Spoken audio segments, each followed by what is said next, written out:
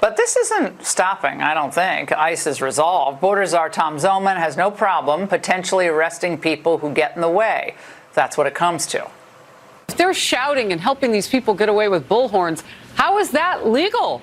You're exactly right. They cross the line of impediment. They may find themselves in a pair of handcuffs very soon. We're not going to tolerate it anymore. This is not a game.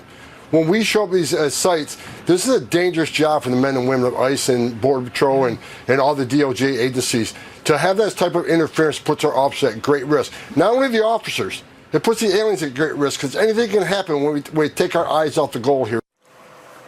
Now, this isn't the only example of left-wing interference in ICE raids. The FCC is looking into a local San Francisco radio station that happens to be backed by, guess who? George Soros, for revealing live locations of undercover ICE vehicles and agents that were conducting deportation operations in the area. Now, it's disturbing to see that, of course, these radical groups make every effort possible to stop the courageous work of our immigration officers.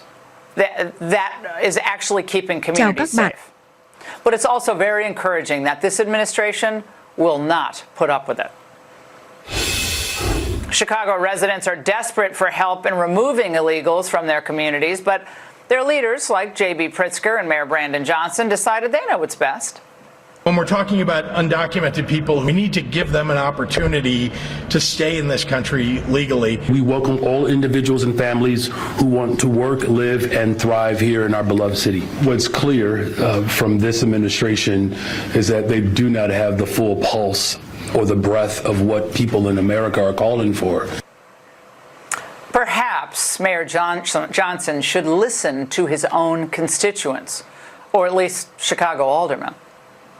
If we had the ability to work with ICE, they wouldn't be here. The mayor is listening to the constituents that he cares most about, which is hyper-liberal white progressives in the city of Chicago. He believes that he is such a strong advocate for human rights, no matter what your citizenship status is, that if you're here and you're not a citizen and you're committing heinous crimes, he wants to protect you.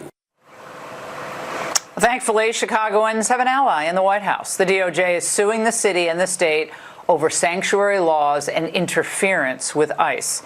Joining me now is a resident of Chicago, Vashon Tunsil. Vashon, it's great to see you. Now, we know that your elected officials they want to keep Chicago, above all else apparently, a sanctuary for illegal aliens. But what are you seeing within your community about what the residents who deal with this influx are saying?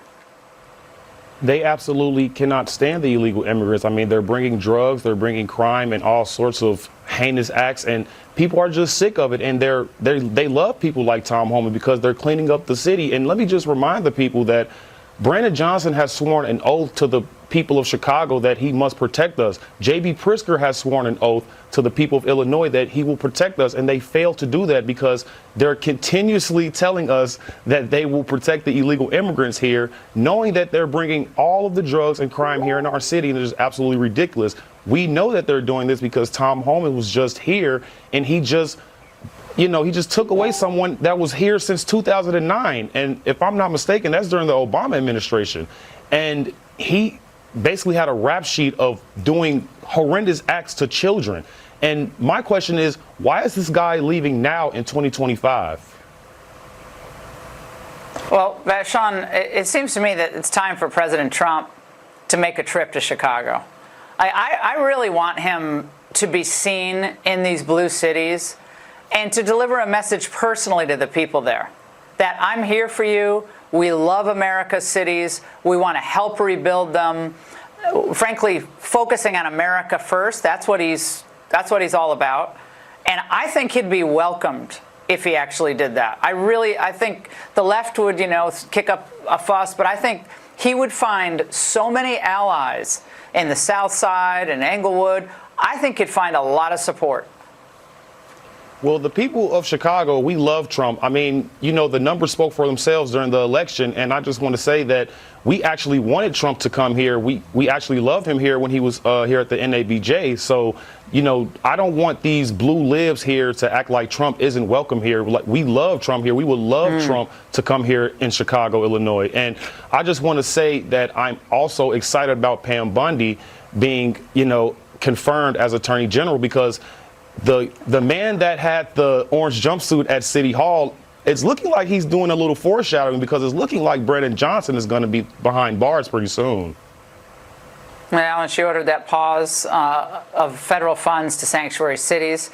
And of course, that's being challenged in court. We'll see how that all plays out. But Vashon, thank you so much. Wonderful to see you as always. And coming up,